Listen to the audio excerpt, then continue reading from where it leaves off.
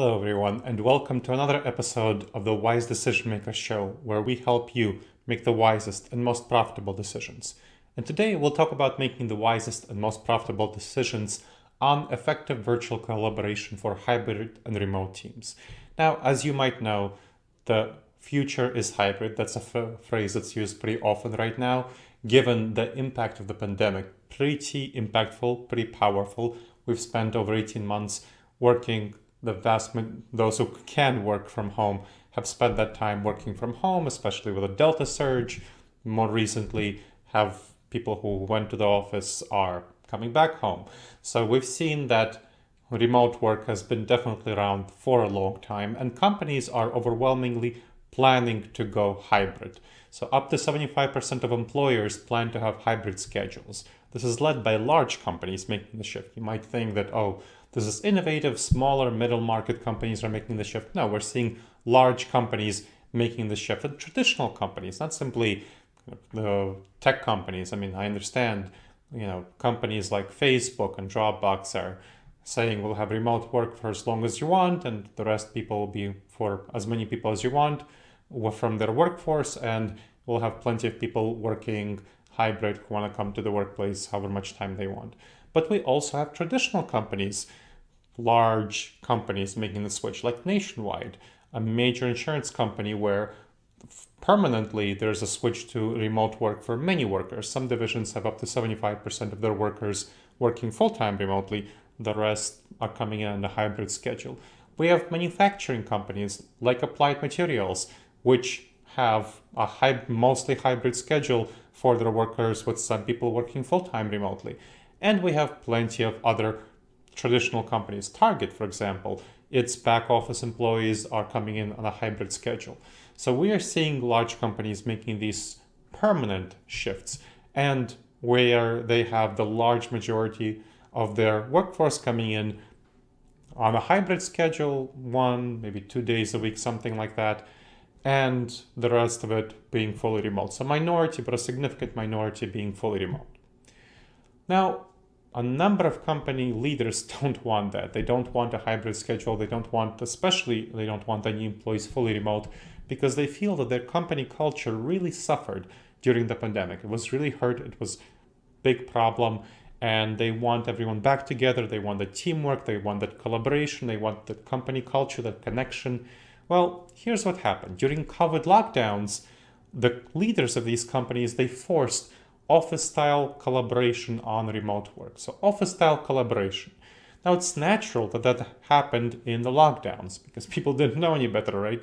There was the lockdowns, the sudden, abrupt, major. And so what happened? Well, you naturally used what you know. There's a cognitive bias called functional fixedness, where we impose the ways that we know how to do things on the rest of our contexts, on new contexts and new solutions, on new problems. We seek the same old solution, also called the hammer-nail syndrome, when you have a hammer, everything that looks like a nail, right? It's natural for it to happen early onwards, but it's very surprising that it continued to happen throughout the pandemic, that companies didn't figure out how to adapt strategically to virtual work. They kept imposing their in-office culture on virtual work, which of course leads to poor results. Relatively few companies strategically revised their culture to adapt to the new normal of virtual work, of full-time remote work for these 18 months when the pandemic was raging and still kind of continuing to rage. So they achieved much better retention of employees and much better engagement of employees. Now, the reason we can't use these old methods, these traditional methods in virtual collaboration. So why is that? Why can't we use them? It seems natural, right? We know this way, that's in-office culture. Why can't we use them? Well, because we crave connection. We want to feel connected to each other, to have a community. And office-style collaboration is not really great for that sense of community. You've had those Zoom happy hours, right? That is not great. If you've experienced them, usually managers force employees to come to them. There are only very few employees who actually enjoy Zoom happy hours. Managers force employees to come to them, and that's because managers don't have any other way of having social interaction and team building. And even those weekly meetings, lots of employees are disengaged in those weekly meetings. And again, managers are trying to use the same techniques that they used in the office in the virtual workspace. And that just does not work very well. So those team weekly meetings mostly don't work well. Those, and especially those Zoom happy hours, don't work well. There's a lot of problems with such dynamics. That's why they lead often to telework burnout and Zoom fatigue and people complaining that there are way too many meetings. There are surveys showing that over 80% of people who work remotely complain of way too many meetings. That's because they just don't work. These Zoom happy hours, these team meetings, that's a big problem. So you need to figure out other ways of collaborating effectively, adapting your culture to this post-pandemic normal, where it will be mostly hybrid with some fully remote. So that's a hybrid first model. That's what it's called, hybrid first. Working on site once or more weekly for mostly 1 day a week. That's kind of will be the default for most people. Some people who need to do more collaboration will be coming in more often, but 1 day a week for most people, that will be the default. That's going to be 70 to 90%. So I consulted for 16 companies and helping them adapt strategically to the future of work arrangements post-pandemic. And that's what 15 of them adopted this hybrid first model, with 70 to 90% of the people being in the office 1 day a week or something like that, and the rest full-time remote. So 10 to 30% are full-time remote. And the percentage depends on what kind of company you are. Large manufacturing company, so there's a Fortune 200 company that's a large high-tech manufacturing company. They have much more of a culture of being present. Some people have to be present because they're manufacturing, right? Other people, just because of this culture, tend to orient toward more of a tendency to come to the office. They have more closer to 90% of the people being hybrid and 10% fully remote. Other companies that provide more services or more software, high-tech, they have more that I consulted for. They have more closer to the 70% figure. And one company out of that 15 chose to be a home-centric company, meaning that the large majority of time they're working remotely, and then just if there's a need for collaboration, a specific project collaboration, they can have employees who choose to come to the office. So that's going to be a home-first model, so remote-first model. And again, there's an office that people can still come to if they feel that they need to. So what you need to do for that, for both hybrid teams, so whether you're coming into the office for a day or two a week, or fully virtual teams, so you're not coming into the office except maybe once a quarter for a team building retreat. For both of those, for hybrid teams and the days that they're not coming to the office, again, the days that they're not coming to the office, if you're coming in 1 day a week on Wednesday, it'll be Monday, Tuesday, Thursday, Friday. And then remote employees for every day. You want to establish effective virtual format collaboration. So virtual format. You don't want to use traditional in-office culture and impose that on people's collaborative activities, on their ways that they bond with each other, on the teamwork and collaboration. So you want to discuss these changes and get buy-in on 3 key points of virtual collaboration, which we'll talk about. But again, you don't want to just impose these. You just want to talk to people about it and say, here's what we want to do. This seems like this is a best practice that has been adopted by a number of top companies, and you want to get their buy-in on these steps. But generally, here's what you want to do. So there are going to be 3 techniques that I'll talk about. 3 techniques for effective virtual collaboration. Again, for hybrid teams on the days that they're not in the office, and remote teams all the time. So every day. One is going to be water cooler conversations. So you want to replace those water cooler conversations, what managers try to do with the Zoom happy hours. You want to replace them, instead of using in-office style culture activities, you want to replace them with native virtual activities. And again, it's important to do that, to build that trust, to maintain that person-to-person connection, to create good teamwork. You want to create a morning update for teams using collaboration software. So let's say your Microsoft Teams, your Slack, your Trello, Asana, Mondays, whatever you use. Say Microsoft Teams, new companies, the large majority of companies with which I worked use that.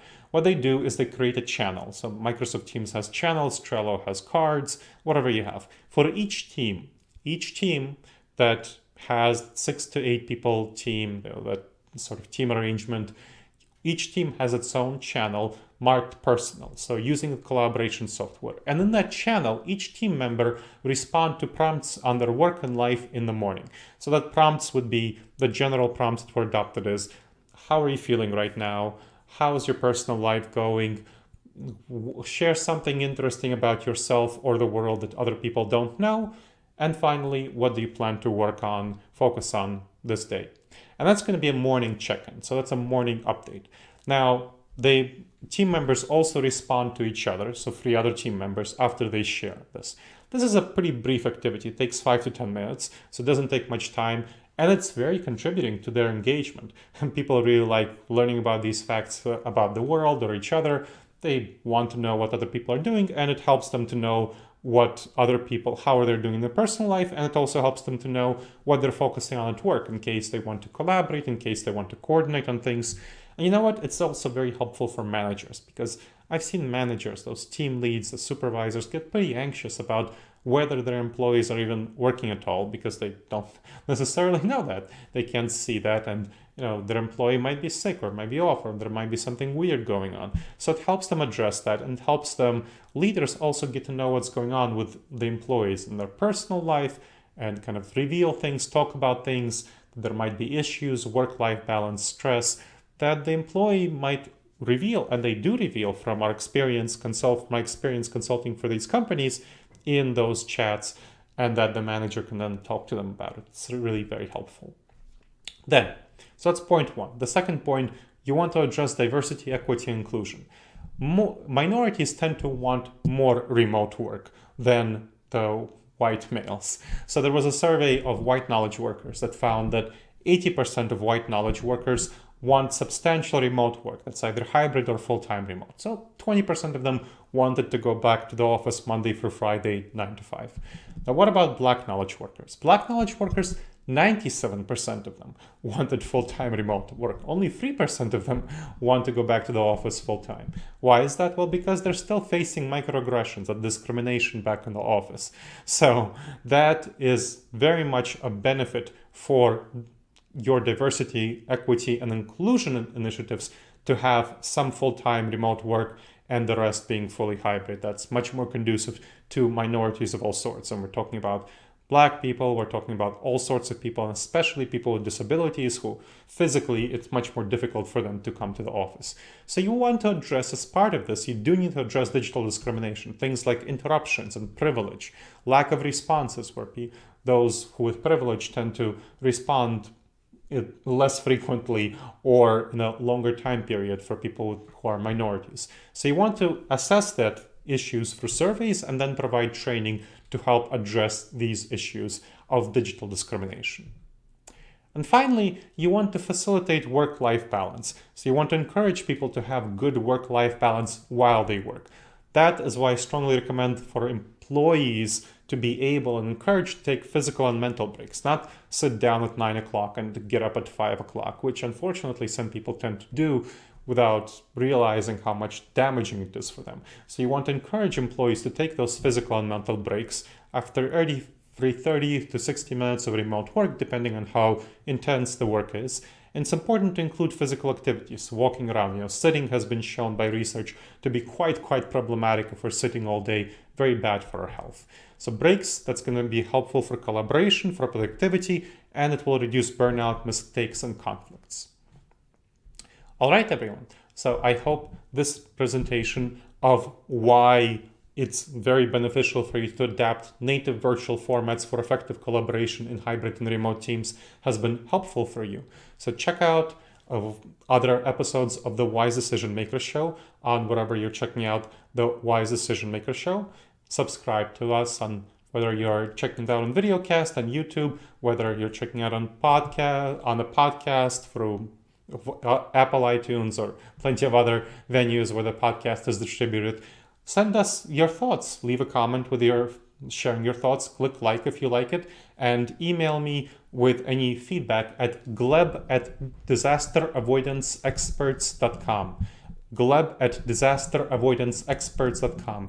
And please share about it with your friends and on social media. That's the best compliment and the best thing you can do for a podcast or video cast. So please do that. All right, everyone. I hope this has been helpful to you, and I look forward to seeing you next time. And in the meantime, the wisest and most profitable decisions to you, my friends.